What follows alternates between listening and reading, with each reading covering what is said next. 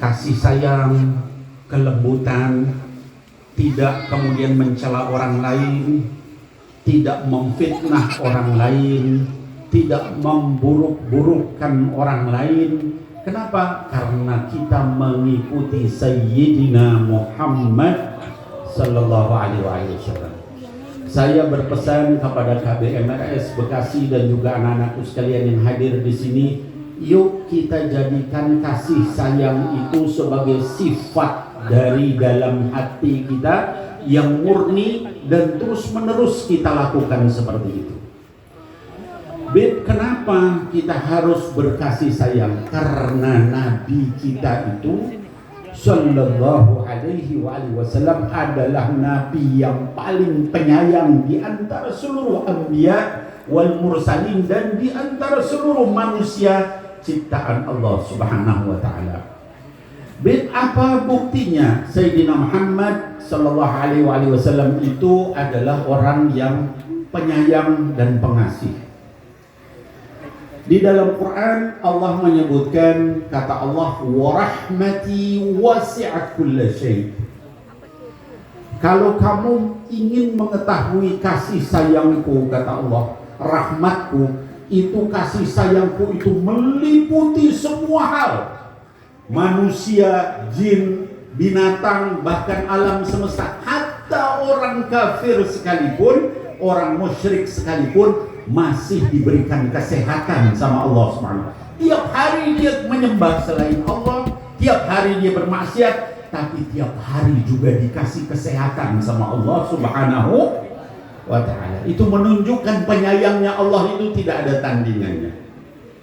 Di antara makhluk yang paling penyayang adalah Sayyidina Muhammad Sallallahu Alaihi Wasallam. Apa buktinya? Bapak Ibu sekalian, mungkin ada di antara kita yang punya pembantu, pekerja, karyawan, ya, orang yang kerja sama kita.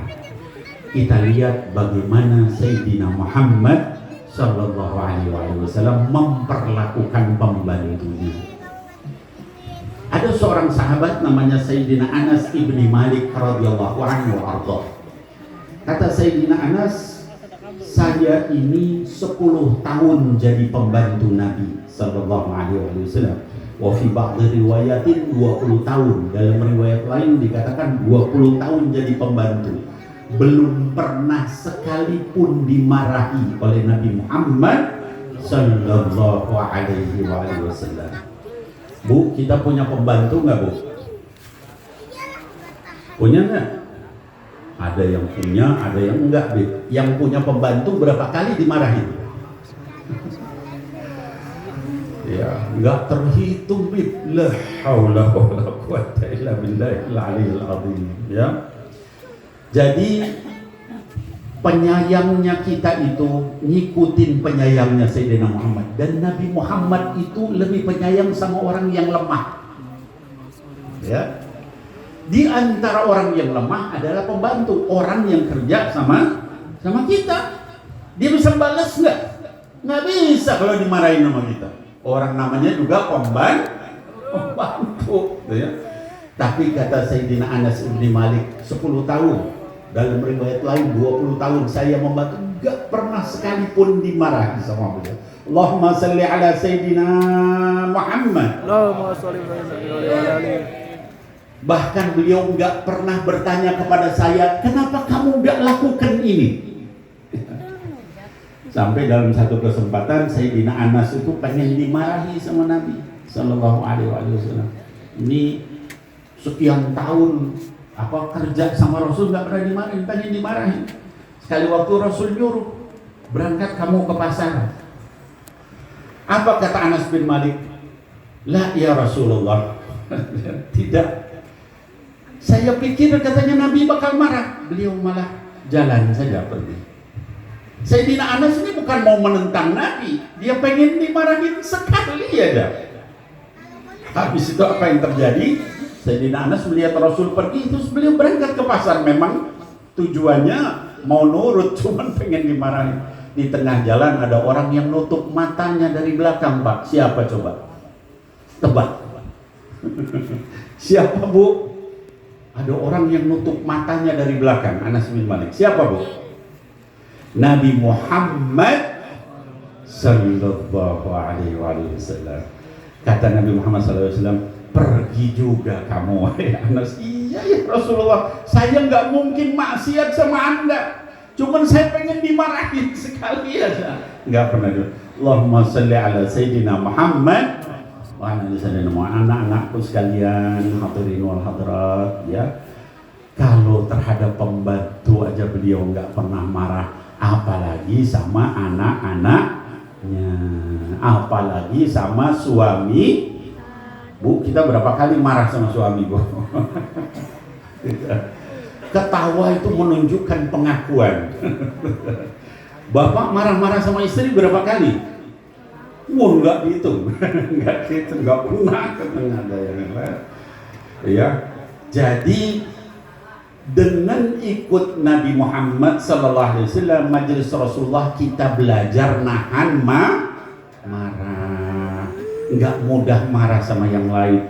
Jangan ini ngaku jamaah majelis Rasulullah kesana kemari marah-marah terjadi. Padahal namanya majelis Rasulullah sallallahu alaihi wasallam, malu dengan nama Rasulullah sallallahu alaihi wasallam.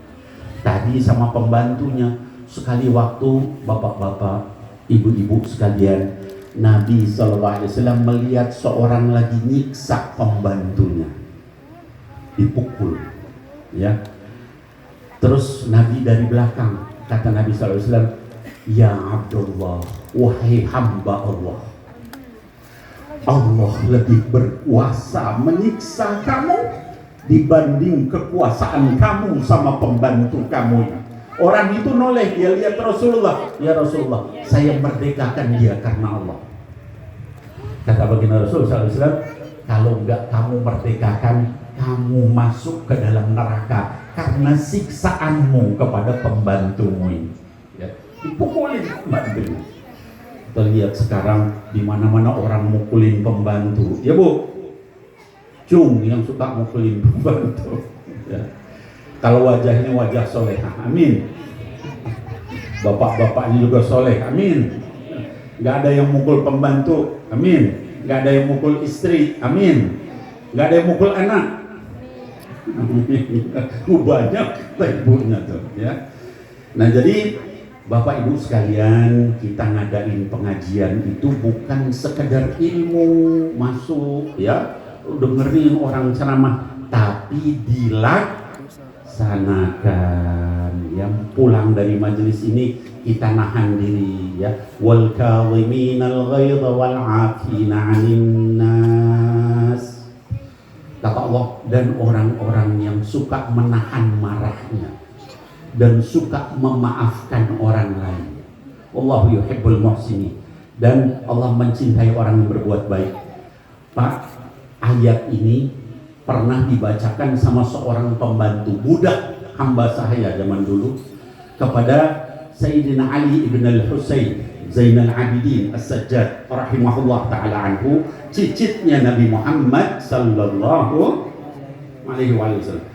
Sayyidina Ali Zainal Abidin itu punya kebiasaan kalau malam dia bangun tahajud, dan ketika tahajud pembantunya nuangkan airnya dari kendi itu dari tanah. Sekali waktu mungkin pembantunya ngantuk, itu kendi kena ke mukanya Sayyidina Ali ibn al-Husayn rahimahullah ta'ala anhu sampai mengucurkan darah hidungnya. Ketika melihat itu pembantunya budaknya itu gemetar. Ini cicit Nabi Muhammad SAW. Tapi dia tahu ayat Quran, dia langsung bilang wal kadhiminal ghaidh. Sayyidina Ali ibn al-Husayn yang sedang menyeka darahnya, dia berkata, sudah saya tahan, saksikan, sudah saya tahan marah saya. Lalu pembantunya itu bilang lagi, wal 'afina 'anil nas, dan orang yang suka memaafkan orang lain, sudah saya maafkan kamu, saksinya Allah. Terus pembantunya itu melanjutkan lagi, wallahu yuhibbul muhsinin, ayat itu. Dan Allah mencintai orang yang berbuat baik. Demi Allah kamu saya merdekakan karena Allah. Allahumma salli ala Sayyidina Muhammad wa ala ali sayyidina Muhammad sallallahu alaihi wasallam. Orang jatuhin kendi sampai berdarah malah dimerdekakan. Nah, jadi Bapak Ibu sekalian, yuk kita pulang dari majelis ini, kita mudah maafkan orang lain, kita mudah untuk menahan marah kita, ya. Jangan sampai kita menjadi orang yang pemarah, lalu kemudian ini dikenal ini orang aktivis majelis Rasulullah, jamaah majelis Rasulullah, tapi dia tidak pemaaf. Dulu pendiri majelis ini Habibana Munzir bin Fuad Al-Musawa alaihi rahmatullah itu difitnah macam-macam. Dibilang begini, dibilang begitu, dia enggak dijawab.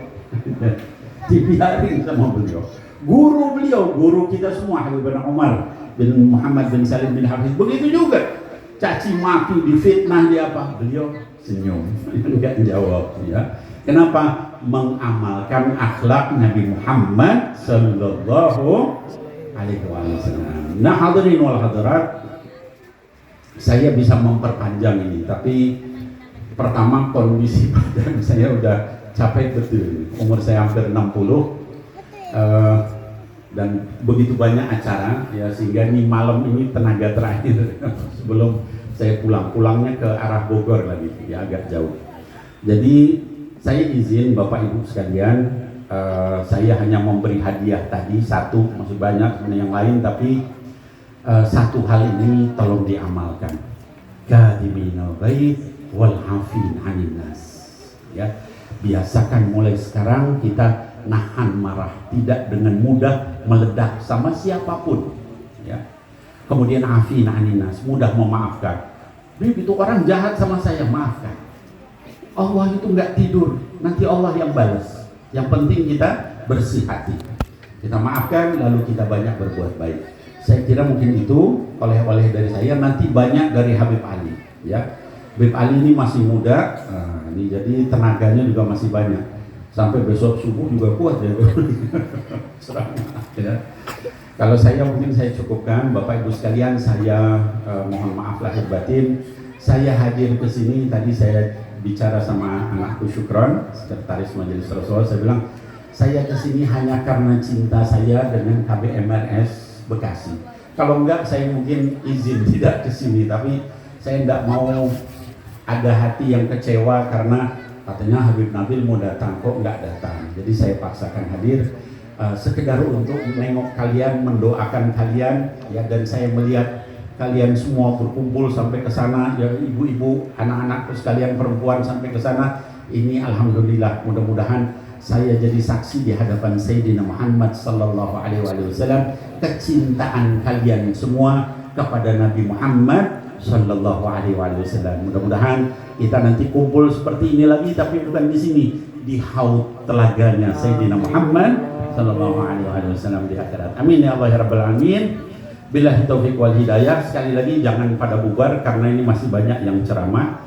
Ya, saya hanya pembukaan saja, dan setelah ini saya langsung izin untuk berangkat melanjutkan perjalanan, dan silahkan nanti ulama yang selanjutnya untuk menyampaikan. Barakallahu fikum. Jazakumullah khair wal afu minkum. Assalamualaikum warahmatullahi wabarakatuh.